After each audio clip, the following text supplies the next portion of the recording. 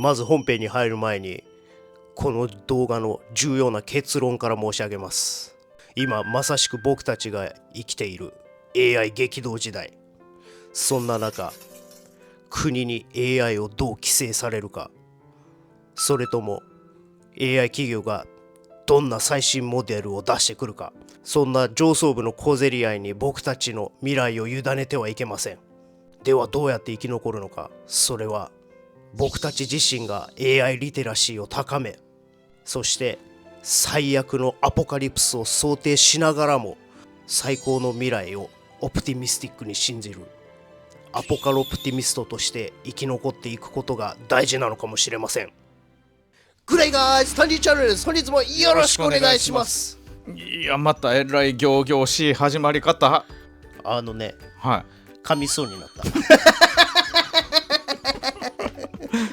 はい、まずあれよね、もう結論から言うと、今話題のフェイブル5とミソス5ですね。アンソロピック社が出したそれで公開5日目にして、政府の介入が入って今全面的に提供停止という形になってるんですけど、5日も経ってんような気がするけどな。まあ本当にだから今回のこの事件はもうお茶を濁すようなレベルではなくね、本当にこれから僕たちの生活に影響を与えかねない事柄だったんでね、その辺をちょっと僕たちの視点で深掘っていきながら、じゃあ僕たちはどうやって生きていけばいいのかっていうものを今回の動画でちょっと掘っていこうかなと思ってます。面白そうですね。それではやっていきましょう。さあ今回、ちょっとカンペ用意させていただいたんですけど、今回の動画4つのステップでお伝えさせていただきます。まずステップ1でこの Fable 5と Mythos 5が一体どれだけの性能やったのかっていうのと、でステップ2で、強制シャットダウンに政府が乗り出してきたっていうのと、でステップ3で僕たちがつい先日見てきたAI ドキュメンタリー映画、あれのちょっと感想を述べさせていただきながらですね、でステップ4でそれをまとめて、じゃあ僕たちは実際にどうやって生きていけばいいのかっていうものを提示できたらいいかなと、そして最終的に僕たちが手に入れるべき地の盾ですね、それをちょっと明かしていこうかなと、これを見てね、皆さんの生存戦略を構築していける手助けになればいいかなと思ってます。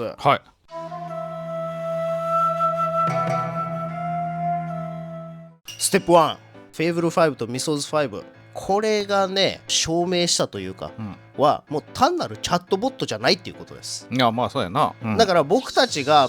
僕たち普段ジェミニー使ってますよね、で皆さんチャット GPT 使ってはったりとかされてると思うんですけど、あれって一問一答や。そうだね。なんかおはようございます、おはようございますって書いてくる、もう本当にそんな感じで、なんかして言ったらこうしたよ、次はみたいな。で前回の動画でもお伝えしたようなプロンプトを入れたら、それに沿って答えが返ってくると、前回はシティのカフェでしたけど、ただこの Fable 5と Mythos 5、それの限りではないと、それが何なのか。例えばですね、これまで AI にとって最大の弱点とも言われてきた思考の持続力、コンテキストウィンドウとも言われるんですけど、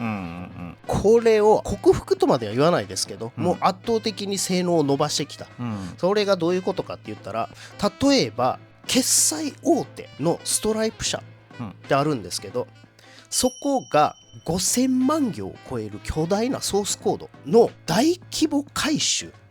をこの Fable 5に投げかけた。これ人間やったら専門家何人もが取り掛かってもう何ヶ月、そうやろな、数ヶ月かかるやろな単位で、それをたった数日で終わらしたしかもノーミス。その次に僕たちの年齢から下の方やったら分かると思うんですけど、ポケモンのファイヤーレッド、あれやな、初代のレッドのリメイクやな。それを数十時間で一発で人間の介入なくクリアしたっていう、これは例えとして僕らゲーマーにはすごい分かりやすいんやけど、一般の方分かるかな。これどんだけ理解してんの、どんだけ記憶してんのっちゅう話やん。これそこなんですよ。これのすごいところってだから僕はどっちかっていうともうゲーマーじゃないんですよ、これいろんなところで X とかで見てたから、どういうことなんやろうと、ワンショットでこのファイヤーレッドクリアした、それ僕ジェミニに問いかけたんですよ、これどれぐらいの凄さなんて。で僕ファイヤーレッド自体知らなかったからその説明からもらったんですけどはい、まあただゲームってやっぱり街の人の話を聞いてそのゲームの内容を理解してその次に進むためのヒントっていうものが散りばめられてるじゃないですか。まあそうやな、ね、だそれがないとクリアできない仕様になってるんですよ。まあそうやな、いわゆるフラグ立てっていうやつや。そういうことですね、ただただレベルだけ上げて、自分最強になってやっぱ無双できるかって言ったらそんなことないんですよ、このフェイブル5、それすらも理解してるっていう、だから街の人たちの話を聞いてそれを理解した上で次のタスクを攻略していくっていう、多分ねこれ僕今ここにファイヤーレッド渡されてクリアできないです、まあそうやな、それも数十時間で多分無理でしょ、もう確実に攻略サイト見ながらやっていかなあかん、でもそういうものもの助けもなくワンショットでクリアできる。もう分かる？これは僕は分かるよ、すごいことだよ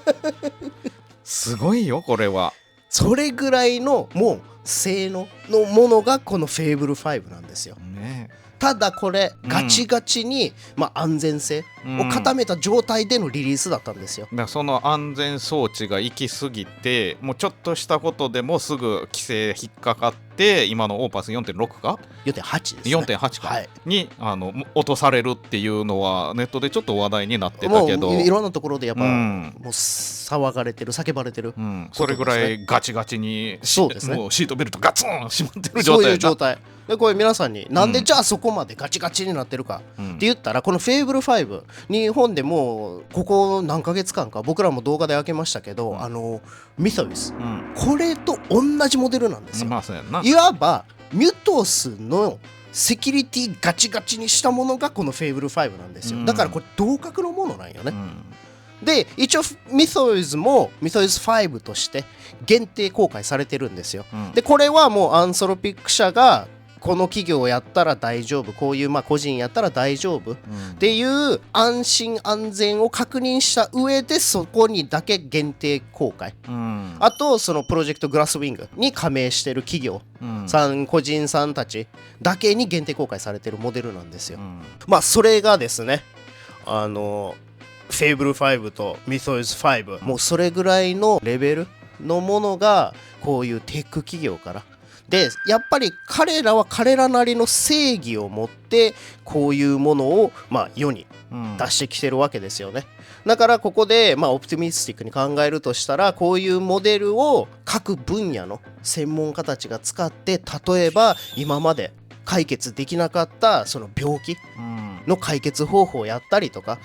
環境問題やったりとか、そういうものに当ててくれることを願って、こういうすごい性能のものを開発しながらそれを順次公開してるっていうことなんですけど、でも逆を言えばテクノクラシーやんね。本当に分かりやすく言うたらテックによる、支配やわなというふうに取れますね、だから逆を返せば今回のこの限定公開でも誰が決めたかって言ったらアンソロピック社が決めた、彼らが認めたものだけ、人とか会社だけが最先端の最上級モデルを使えると。そういうことですね。そしたらそれを使えない人と使える人、使える企業と使えない企業の間ではとてつもない差が生まれてしまう。そういうことになってしまいますね。その差を作るのは、それを決定するのはテック企業、だからテクノクラシーになると。そういうことですね。これは賛否両論ありそうやな。ありますね。というわけでステップ2に行きたいと思います。そのステップ2がビュロクラシー。あるやんな。もう早い話が政府が介入してきました。で政府の介入によって今回はフェイブル5とミソス5両方が一応もう公開停止された。そういうことになりますね、これがどういうことかなんで公開されてわずか数日でそういうことになってしまったのかっていうことなんですけど、一応海外のメディアの報道によると、いわば競合企業からタレコミでフェーブル5のジェールブレイク、はいはいはい、見た。つまりこの安全フィルターを突破して悪用する方法を発見したっていうタレコミがあったらしいんですよ。それがまあ今の現政権に報告されて、これ詳細知りたければ概要欄に一応ちょっと貼っとくんですけど、そのアントロピックがまあ、発表した、声明文なんですけど、まあだからアメリカの現政権から輸出管理指令っていうのが届いて、これがどういうことかって言ったら、フェーブル5およびミソズ5の米国外への提供および米国内にいるすべての外国籍の人物への提供を直ちに停止せよっていうことだったんですよ。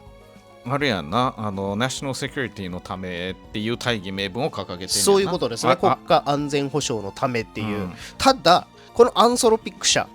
もちろん自社にも非常に優秀なアメリカ国籍を持たない人材も抱えてますよね。そりゃそうやでしょ、それはもちろんじゃないですか。彼らもこれフェーブル5、ミソズ5、アクセスしてはいけないということになっちゃうんですよ、この場合、これで結局アンソロピック社、猛抗議します、アメリカ政府に対して。これ具体的なリスクの証拠ではないと、たった一つのタレコミ、でそれはちょっとあまりにもひどすぎると、でこのレベルの基準で政府が介入してくるのであれば、今後すべての最先端 AI の公開が不可能になっていくのではないかっていうふうに抗議してるんですよ。でもこれ僕個人の反論やで、こ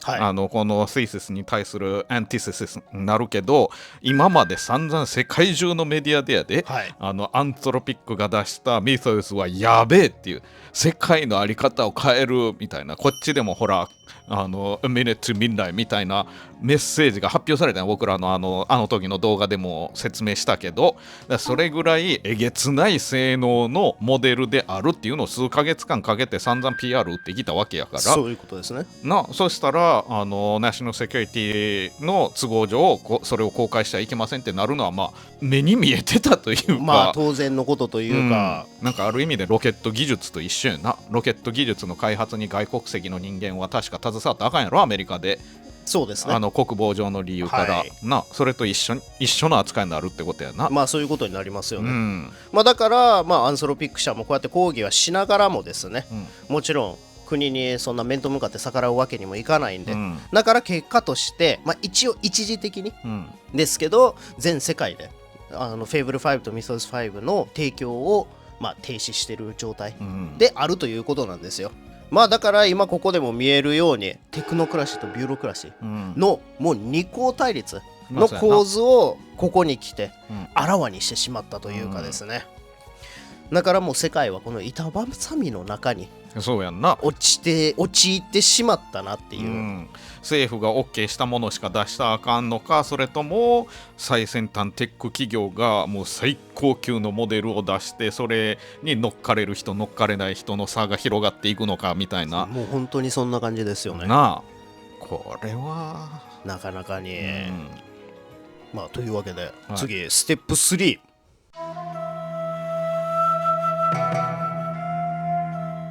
さっきも言った通り規制か進化かっていう、もうこの不毛な二項対立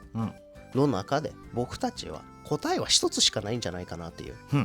それが冒頭でもお伝えした、AI リテラシーを上げていくことと、でもう僕たち自身が防御壁を作り上げていかなければいけない、AI を深く理解して、本当になんかもう AI リテラシーを上げていくっていうことでしかないんですけど、そうやな。その中でですね、僕がやっぱり触れたいのが先日見てきたドキュメンタリー映画 The AI Doc or How I Became an Apocalyptimist これはもう噛むわ、噛むアポカロプティミストこれアポカロプティミスト、これアポカリプス、終末ですよね、とオプティミスト、楽観主義を融合させた造語なんですけど、この映画がですね、僕知らなかったんやけどすごく有名な監督らしくて、ダニエル・ローハー監督、でこの人を主軸にドキュメンタリーは描かれてるんですけど、この監督はナバルニっていうドキュメンタリーでアカデミー賞も受賞してる方なんですよ。まあでも作品自体はすごい僕引き込まれたし、なかなかすごかったなと、これ日本語に訳される計画が今のところ立ってないんですよ、だから英語だけでネット調べていただいたらどこで見れるかっていうのは多分細かく見れると思うんですけど、こっちでもな僕らが行ったシドニーフィルムフェスティバルでしか上映される予定ないからな。そうですね、それももう限定さえ2回しかなかったな。公演しか1個がどっか映画館、1個が僕らが行ったニューサウスウェールズステートライブラリー。そうですね、初体験やな、ステートライブラリーで映画って、よかったな。それもひっくるめてちょっとよかったな。よかった、その内容がね、これから子供が生まれる予定の中で、それと同時に何年か前からずっと計画的に撮影されてきてるんやけど、爆発的に進化する AI の狂気の中で自分の子供が生きる世界はどうなってしまうのかっていう純粋な疑問からこの道を探求していくっていうドキュメンタリー映画になってるんですよ。本当に何やろ、まずおすすめする、見るのはこれインスタのストーリーでも僕上げたんですけど、普段からこのテック系の最先端のニュースとか AI 関連のニュースとか、あとはそっち系のポッドキャストをガンガン聞いてる人にとっては何も新しい内容はなかった。ないですね、ただそういうのを一切知らないで、普段そういうニュースも追ってない、ポッドキャストも聞いてないっていう方はもう絶対見た方がいい内容やね、っていうのも映画の、前半でいわゆるドゥーマーと言われる終末論、そう AI によって、世界がおかしくなってしまう最悪の事態が起きる可能性があるって唱える方々と、中盤では逆にオプティミストたち、例えばピーター・ディアマンディスとかこういう明るい未来が描かれるよっていうことを説いてくれる人たち、で最後にこのテック企業の CEO たち、デミス・ハサビス、ダリオ・アモデイで、サム・アルトマンが登場していろいろ語ってくれましたね。こんなになんやろ、贅沢な海鮮丼みたいなさ、みんな全部セットで来るっていうのはないからなかなかない、そういう意味で本当に見る価値がある、すごくおすすめするドキュメンタリー、ただ本当にこのアポカルオプティミスト、僕はもしかしたらそっちなのかもしれんかなっていう。僕も映画見て思った。自分もアポカルオプティミストやなっていう。だから終末的なことが起きないとは全く思ってないし、っていうかむしろ個人的に産業革命級っていうのかな、僕でもこれ2019年ぐらいから言うてるね、周りに言ってるんですよ。もう何年か以内に産業革命級のもしかしたらそれを超えるような大きいシフトが来るんではないかって、その時はただ漠然と思ってただけなんよ。まさかだってその時から AI 触ってるわけじゃないから。そうやな。それがまさかこういう形で AI として現れてくるとは本当にね。ただその中でも本当にもうこの映画の中で描かれてたような、結構オプティミスティックというか、それがあるから余計にそれを乗り越えた先に、明るい未来は信じれるんじゃないかなっていう、このアポカルオプティミストっていう思想がちょっと分かりづらかったと思うんで、ちょっと語弊があるかもしれないですけど、めっちゃ簡単に説明しますけど、アポカリプスって言うたら終末論じゃないですか。だからこの AIが、例えば大量解雇を生んでしまう、それによって生きがいリスクとか生まれてしまう、つまり人々が生きがいを失ってしまったりとか、あとはその AI 技術を悪用してとんでもない兵器を開発したりとか、それが化学兵器やったり生物兵器やったりとか、もうとにかく社会が大混乱に陥ってしまうっていう考え方と、オプティミストはいやいやその同じ技術で例えばがんを治療できるようにしたりとか、人々の寿命を伸ばしたりとか、あとは体が動かないようなもう病気、長年苦しんではる方の治療法が見つかったりとか、あとは宇宙に出るための技術になったりとか、か今のこの地球が抱えてる環境問題の解決の糸口をAI が見出してくれるとか、そういったこう明るい未来を描くこともできる。だからほんまに核に例えられるような技術であると。だからアポカロプティミスト、はい、世界の終末を導くことも可能やけど、それとは逆にすごく明るい未来を導くこともできるテクノロジーが AI やと。そうですね。はい。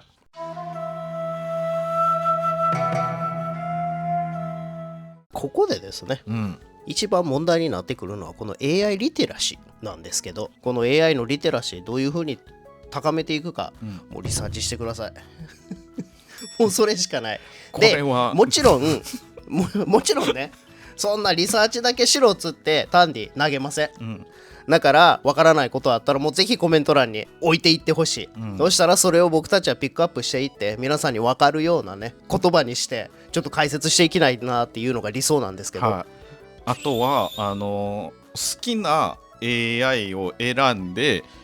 友達とか家族とかと一緒に画像生成したり映像生成したり音楽生成したりとかそうですねするのもいいと思う。すごくいい。別になんやろ、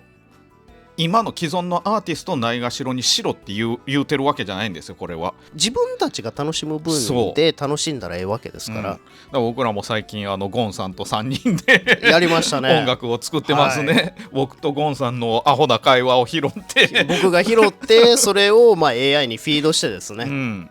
で、歌詞と曲をもう生成してもらって、で僕たちは楽しんでると。でやっぱ AI すげえとかさ、はい、でそれでやっぱり AI の性能を知るとともに現実問題どこまで AI の性能がすごくなってるのかどこまで進化してるのかっていうのもある程度つかめてくる。そうですね、でそれと同時に何ができて何ができないかっていうのも出てくる、でハルシネーション問題やったりとかシコファント問題やったりとか、そういうものも使っていって初めて分かることなんよ。でそれができるようになってくるとこう今まで分からなかった専門家の言葉がちょっと分かるようになってくるんよね。そうですね、だからやっぱそれの繰り返しかなって。もうそれしかないんじゃないですかね。でほらなんやろ、ちょっと大げさに聞こえるかもしれんけど、僕らはずっと言うてるんですけど、この AI 技術 AI 問題って全人類巻き込んでくれちゃってるから、だからトリスタン・ハリスでもポッドキャストとかこういう映画で必ずと言っていいぐらい言うのが We didn't sign up for this っていうよね。そうですね、まさにその通りやけど、僕らは今この場でじゃあもうどうでもいいって目を背けることもできへんぐらい巻き込まれちゃってんのよね。もう本当に、ね、最近の動画でよく言ってるもうインフラ化するっていうことですから、だから使って勉強してってしていくしかないんよね。はい。